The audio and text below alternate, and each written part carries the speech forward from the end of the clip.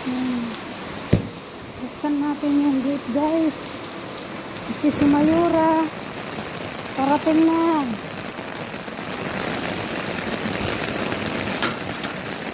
Parating na si Mayura. Baka mapasma siya. So, buksan ko na yung gate para hindi mapasma. Ayan na, guys, bukas na. Kasi maulan. Ulan nga naman.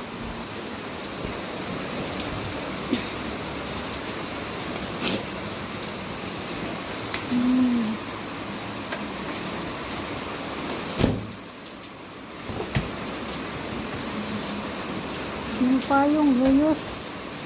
Malam